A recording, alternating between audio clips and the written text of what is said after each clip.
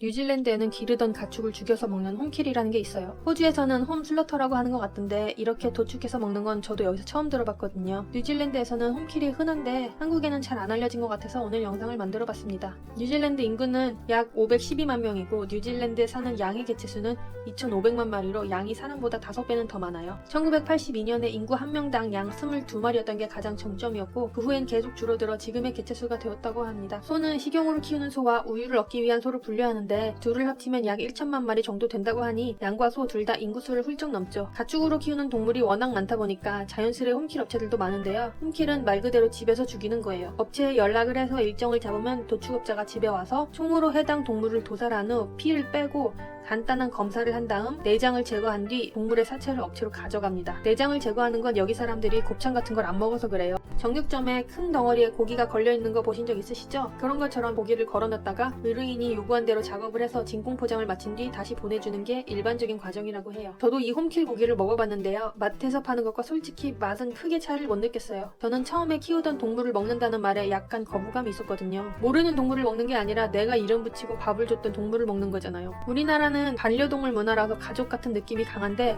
제가 막상 그 목장에서 지내다 보니까 가족보다는 가축, 사유재산 느낌이더라고요. 동물의 숫자가 많아서 반려동물처럼 일일이 신경을 써줄 수가 없고 야외에서 풀어놓고 키우다 보니까 옆에 끼고 사는 반려동물이랑은 같을 수가 없겠더라고요. 또한 다른 업자들한테 좋은 가격에 팔 수 있는 상태가 아니라 이 동물을 키우는 데에 더 큰 돈이 드는 상황이 되면 그냥 홈킬로 한 번에 보내주는 게 낫다는 결정을 내릴 수도 있는 거죠. 한 번은 제가 여쭤봤어요. 왜 키우던 동물을 드시는 거냐고. 그러니까 워커웨이 호스트께서 목장을 운영하는 사람들 중에 키우던 동물을 못 먹어서 고기를 사 먹는 사람들도 있긴 하지만 내가 내 땅에서 안전하게 키운 동물이 있는데 왜 굳이 어디서 어떻게 자랐는지도 모르는 출처 불분명한 고기를 사 먹냐고 하시더라고요. 먹거리 문제는 늘 민감한 사안이니까 그런 관점에서 보면 또 이해가 됐어요. 정육점과 도축업자가 생기기 전엔 다들 그렇게 키우던 가축을 먹었던 시절도 있잖아요. 뉴질랜드 정부는 홈킬 관련 법률도 제정해 놓았는데 홈킬로 얻은 육류는 동물의 주인, 직계가족, 목장 노동자, 해당 동물과 관련이 있는 사람만 섭취를 할 수가 있고 물물 교환, 판매, 기부 등은 불가하다고 하네요. 그러니까 애초에 상업적 용도로는 이용할 수가 없고 내가 키워서 내가 먹으려고 이용하는 게 홈킬인 거죠. 이건 제가 목장에 있을 때 찍은 사진인데요. 사진을 찍고 나서 그런 말을 하시더라고요. 너가 방금 사진 찍은 이